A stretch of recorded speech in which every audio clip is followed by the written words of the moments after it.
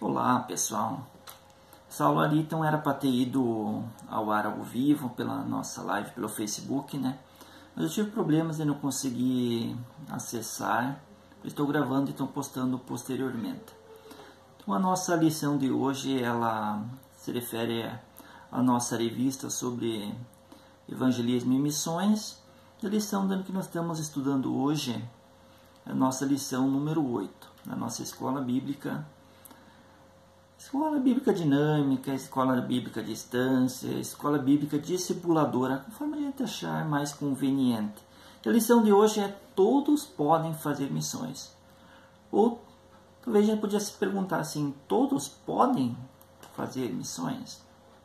Eu particularmente, eu prefiro as perguntas do que boas respostas.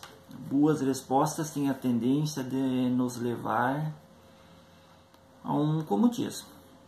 Muitas vezes a gente fica satisfeito com alguma resposta e acaba não progredindo e não abrindo novas discussões. Pense sobre isso. Todos podem fazer missões? Eu posso fazer missões? O nosso texto básico nós encontramos lá no livro de Colossenses, capítulo 4, a partir do versículo 2 e nos versículos seguintes, até o versículo 6. O nosso texto diz assim: persistam na oração, vigiando nela, numa atitude de gratidão. Não se esqueçam também de orar por nós, para que Deus nos dê novas oportunidades de anunciar a sua palavra e de revelarmos o significado da obra de Cristo. Aliás, é por isso mesmo que me encontro preso, que eu possa, pois, pregar esta mensagem tão claramente como é meu dever. Conduza-me sempre com sabedoria em relação aos não crentes, procurando aproveitar o melhor possível todas as ocasiões. E aquilo que disserem seja agradável, como que temperado com sal, para saberem responder a cada um. Texto interessante que Paulo escreve. Eu gostaria de destacar aqui a tradução da mensagem, que ele diz algo bem interessante sobre esse versículo, principalmente o versículo 6. Diz: o objetivo é aproveitar bem a conversa e o diálogo, e não derrotar a pessoa num debate. Às vezes, um debate a gente pode até sair vitorioso. Mas que fruta nisso? O que podemos ganhar, aproveitar com isso? Às vezes, o debate nos leva a um afastamento. Às vezes, a gente até perde ainda mais as oportunidades que a gente teria. Outro texto que é bastante interessante, eu gostaria que a gente refletisse e lesse ele junto. Talvez tenha sua Bíblia, queira usá-la. Salmo 67. Salmo muito interessante. Ele reflete um pouquinho a nossa realidade, daquilo que estamos passando, estamos vivendo hoje. E diz assim: que o Eterno nos conceda a sua graça e nos abençoe, e que faça sobre nós resplandecer a sua face, para que sejam conhecidos na terra o teu caminho, a tua salvação em todas as nações. Ergam-te em graças todos os povos. Que todas as nações louvem a ti. Alegrem-se e exultem as nações, pois governas os povos com gratidão, e que reges na terra todos os povos. Louvem-te os povos, ó Deus, e que te exaltam todas as nações. Possam então a terra produzir em abundância os frutos. Possa o Eterno, nosso Deus, nos abençoar. Sim, possa Ele nos abençoar e ser reverenciado e temido até os confins da terra. Textos interessantes aí que nos fazem e nos levam a pensar um pouquinho daquilo que a gente vive no nosso dia, na nossa realidade. Veja o que diz também o Atos capítulo 24, a partir do versículo 22, que diz: agora, pois, tenho compelido pelo Espírito Santo, isso é Paulo, texto que fala de Paulo, e diz o seguinte: agora, pois, compelido pelo Espírito Santo, estou seguindo para Jerusalém, desconhecendo o que ali me sucederá. Sei, no entanto, que em todas as cidades o Espírito Santo me previne que prisões e sofrimentos estão preparados para mim. Contudo, nem por um momento considero a minha vida por valioso tesouro para mim mesmo, contanto que possa completar a missão e o ministério que recebi do Senhor Jesus, para dar testemunho do Evangelho da graça de Deus. Então, esse fato aí, Paulo faz menção que ele estava se dirigindo a Jerusalém, e ele foi várias vezes alertado de que ele provavelmente seria preso em Jerusalém. Mas ele mesmo assim seguiu o seu intento. E lá em Jerusalém ele de fato foi preso. E de lá ele foi enviado para Roma, de onde ele escreveu esse trecho. Filipenses capítulo 1, versículos 12, 13 e 14, mostra um contraponto muito interessante sobre aquilo que Paulo vivenciou no livro de Atos. Ele diz assim: amigos, quero relatar a vocês que minha prisão teve um efeito contrário ao pretendido. Estou lembrando assim que prenderam Paulo com o intuito de calar ele. Mas ele diz aqui que isso provocou um efeito contrário ao pretendido. Em vez de ser oprimida, a mensagem prosperou. Todos os guardas e demais aqui souberam que eu estava preso por causa do Messias. A curiosidade deles foi aguçada, atiçada, e agora estão aprendendo a respeito de Jesus.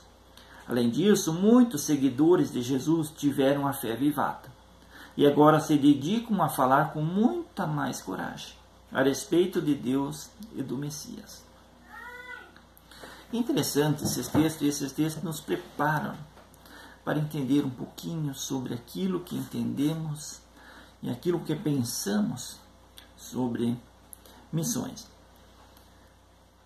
É importante a gente ter em mente também que não são as circunstâncias que vão determinar se a minha mensagem vai ou não prosperar. Não depende de nós. O nosso papel é proclamar a mensagem. Se ela vai prosperar ou não, isso está fora da nossa alçada. Pensa agora, se Paulo, assim que foi preso, tivesse se deprimido, ficasse chateado, se jogasse no tapetinho do sofrimento, e disse: Jesus, olha só onde é que eu fui parar. Olha só o que aconteceu comigo. Eu estava fazendo a tua obra, estava trabalhando, estava batalhando. Olha o que aconteceu. Olha como é que estou sofrendo agora. Ele disse: não. Ele começou a proclamar a mensagem do Evangelho para as pessoas que estavam ali na prisão, para os guardas. Toda a guarda do Império Romano ouviu dele os motivos da prisão. A gente leu ali no capítulo 1 de Filipenses. E eles queriam conhecer Jesus. Olha que interessante isso. Em outro local, talvez Paulo não tivesse tido a oportunidade que ele teve aqui, de proclamar para toda a guarda pretoriana do Império Romano. Filipenses 4, no versículos 21 e 22, o que Paulo diz? Os irmãos que estão comigo mandam saudações. Todos os santos mandam saudações, especialmente os da casa de César. Especialmente os da casa de César. César era o imperador romano. A casa do imperador romano ouviu a mensagem que Paulo pregou a partir da prisão.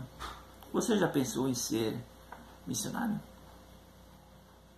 Se isso nunca lhe passou pela cabeça, você nunca teve, nunca pensou, nunca considerou isso, Deus tem um plano para cada um de nós.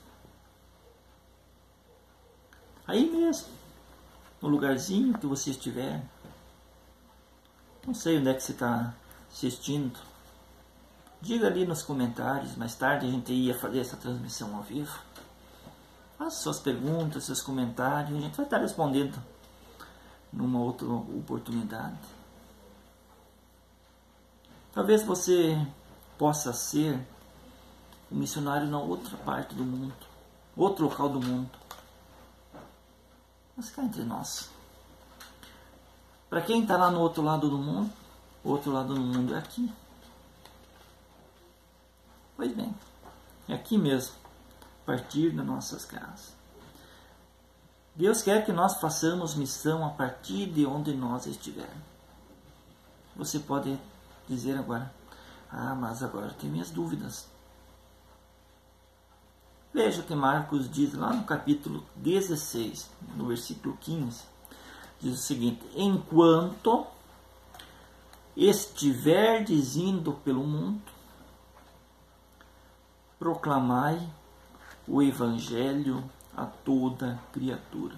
Enquanto estiverdes indo pelo mundo. Hoje eu estou aqui em São Miguel do Oeste. Talvez você esteja em outra cidade, talvez você esteja aqui. Mas é a partir daí que Deus quer que nós façamos o papel de missionário. Eu, missionário, cria ali um rascunhozinho, faça uma tabelinha e anote uma coluna com o que eu tenho feito. Na outra coluna do lado, anote o que eu pretendo fazer. Vai anotando, vai escrevendo. Depois faça uma análise, uma autoavaliação. Isso é muito importante, para que a gente possa então compreender um pouquinho daquilo que é o ideal para nossas vidas. E a gente pode se perguntar assim, para quem tem filhos: eu tenho ajudado meus filhos a desenvolver um coração missionário? Obviamente, quando eu falo isso, eu parto num princípio de quem vai ensinar isso ao filho é que já tenha esse coração missionário. Você leu ou contou histórias missionárias para eles? Você ora pelos povos não alcançados? Você já pensou em fazer um cantinho missionário em sua casa? Aí vai um pouco da criatividade de cada um. Você ora com os seus filhos pela conversão dos colegas deles? Faça missões sem sair de casa. Então esse é o nosso primeiro ponto que a revista traz e que a gente vai comentar agora. Aproveitando as oportunidades, como Paulo diz no texto: minha casa, meu campo. Preparando. Você tem se preparado? Lembre-se, o objetivo não é vencer ninguém num debate. Debater, trocar ideias, é interessante. Mas vencer a opinião, o ponto de vista, talvez de caráter doutrinário, às vezes até dogmático, não vai levar a nada. Se isto vai afastar essa pessoa. Você tem preparado teus filhos? Leia, assista, pesquise. Existe muito material e muitas histórias que podem ser muito importantes para construirmos um caráter missionário em nós e em nossos filhos. Recebendo alguém missionário.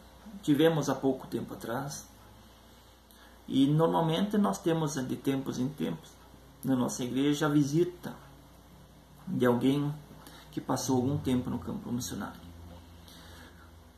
E a gente teve recentemente, ouviu, participou da vivência de que este missionário teve no campo, a dificuldade que enfrentou, os desafios que teve. Isso nos anima, porque nós, quando nós damos a nossa contribuição, a nossa oferta, a gente se torna participante desta ação missionária ao longo do mundo. A gente pode, nessa questão, oferecer uma carona, oferecer uma hospedagem, uma refeição. Tudo isso é muito importante, principalmente para aquela pessoa que chega de um campo missionário e se senta querida, se senta abraçada, participante da família que a enviou. Também suprindo. Procure conhecer as reais necessidades que o missionário tem no campo. Temos a tendência de pensar que o missionário só tem necessidade de dinheiro. Às vezes ele tem necessidade de outras coisas que também são importantes. O sustento financeiro ele é importante, é muito importante, mas não é tudo. Nem sempre é tudo. Livros, cartas, mensagem de encorajamento. Às vezes, um instrumento musical faz toda a diferença para aquela pessoa que está no campo missionário. Minha casa, casa de Deus. A igreja primitiva, ela tinha uma característica um tanto diferente da nossa. E os cristãos entendiam que tudo o que tinham era para o serviço do Senhor. Tinham tudo em comum. Os lares eram abertos para oração, comunhão, refeição. Vamos conferir isso lá no capítulo 2, versículo 42 do livro de Atos. Dependendo da realidade de cada um, a nossa casa pode ser um lugar de refúgio para alguém em vulnerabilidade social, que passou por alguma violência, um local de refúgio, de casa em casa. Era assim que era a igreja primitiva. E lá no versículo 47 do capítulo 2, dizia: o Senhor lhes acrescentava todos os dias os que iam sendo salvos. Minha casa, minha vida, meu tudo. E agora? Temos essa disposição. Tudo para a obra do Senhor. Normalmente é quando falamos das necessidades de campos missionários. A gente oferece ao cristão uma escolha de 3 opções: orar, ir ou contribuir. Só que eventualmente, nós vamos fazer uma dessas coisas ou mais de uma dessas coisas. Mas optar por uma delas não é o ideal. Ela não compreende a integralidade daquilo que entendemos que seja a missão. Fazer ou escolher apenas alguma dessas opções em detrimento da outra torna a ação missionária de forma imparcial e incompleta. Se compreendemos que missões é levar pessoas a Jesus, se compreendermos que missões é levar pessoas para Jesus, orar por missões é uma obrigação. Ir, um estilo de vida. Ir vai ser uma das coisas mais fáceis que a gente vai fazer. Ir é você conversar, você dar um apoio para aquela pessoa que está aí do seu lado. Aquele teu amigo que está arrasado por problemas que ele está passando na vida. Ou aquela pessoa que você vai encontrar esporadicamente. Então ir vai ser algo inerente na nossa vida, quando pensarmos como missões de forma integral. contribuir, então, vai ser um compromisso com os valores eternos. Vou repetir isso. Orar por missões se torna uma obrigação. Ir, um estilo de vida. Contribuir, um compromisso com os valores eternos. Jesus já nos alertou quanto a isso lá no capítulo 6, Mateus capítulo 6, que investir em tesouros no céu é o melhor investimento que podemos fazer. O que você tem separado para missões? Eu não tenho um pouco para colocar, mas a revista nos traz sobras para o Senhor. Será que muitas vezes nós temos chegado a esse ponto?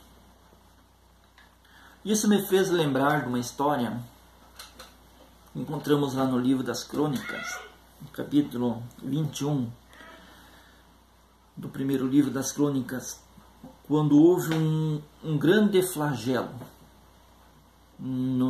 em Israel. E Davi saiu para oferecer um sacrifício ao Senhor. Em determinado local ele encontrou a naeira de Araúna, um local que ele considerou ideal. Ele chegou e conversou com Araúna, pediu para que ele cedesse aquele campo pelo preço justo, e Araúna se ofereceu ao rei para que o rei fizesse aquele sacrifício naquele local. E Davi diz algo esclarecedor, diz ele assim: eu não posso, eu não quero oferecer ao Senhor um sacrifício que não me custe nada. Dar é melhor do que receber. Esse não é o estilo de vida que o mundo apresenta, mas é o estilo do Senhor.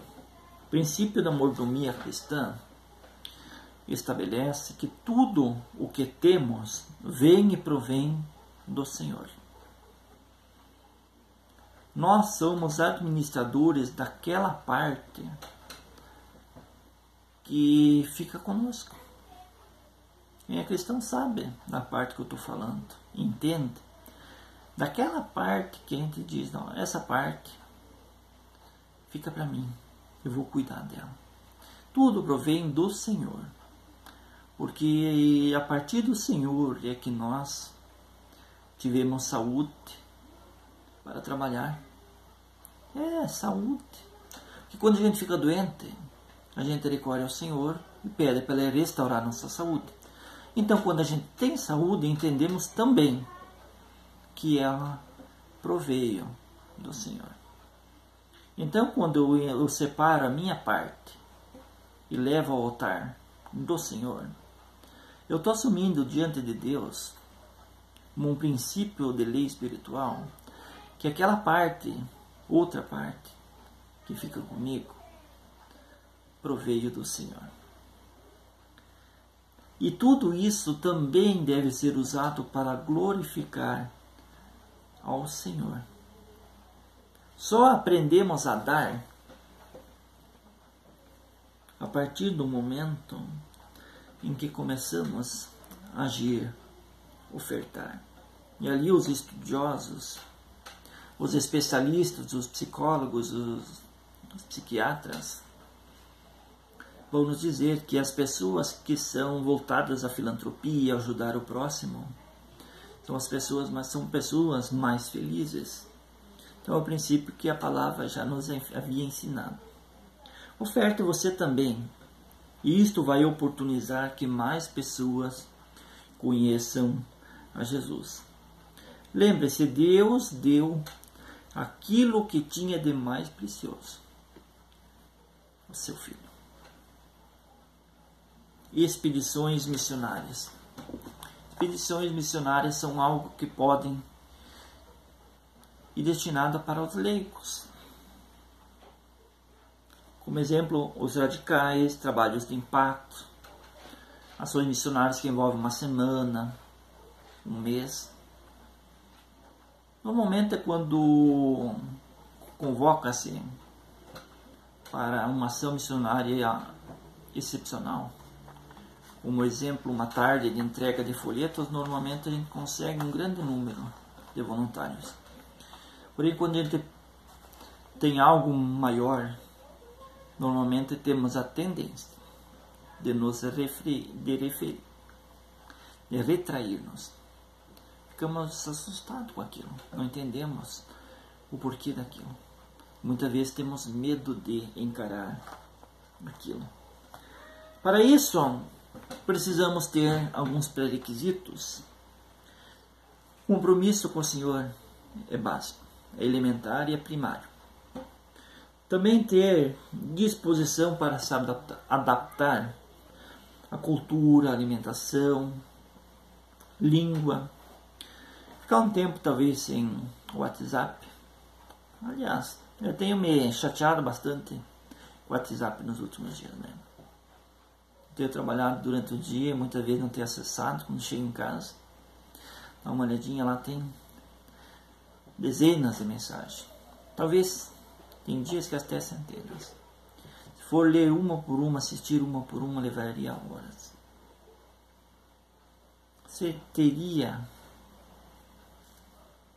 abriria mão disso por um tempo? Será que essa ferramenta que pode ser tão útil, às vezes nos rouba boa parte do nosso dia? Pense sobre isso. Respeitar a realidade, as diferenças, sejam elas sociais, culturais, políticas. Tudo isso é importante para quem quer fazer missões. Em tudo demonstrar o amor de Cristo, apesar das diferenças. Acho interessante e tenho uma boa notícia. Aliás, uma grande notícia. Essa diferença, essa diversidade, que aqui mencionada, você vai encontrar ela ali na tua rua. Talvez no teu prédio, na tua calçada, no teu trabalho. Pessoas diferentes, pensamentos diferentes, culturas diferentes. Eis aí o teu campo missionário. Expectativas. Nós normalmente temos a tendência de criar diferentes expectativas. Cada um cria expectativa diferente. Quem encampa um projeto missionário também pode criar algumas expectativas. Algumas delas que muitas vezes nós nos deparamos, que são grandes limitações. É desafiador o missionário se deparar com problemas de vários tipos: sociais, políticos, econômicos, familiares, espirituais. Normalmente, missionários são enviados para os locais mais desafiadores. E lá as necessidades deles são ainda maiores.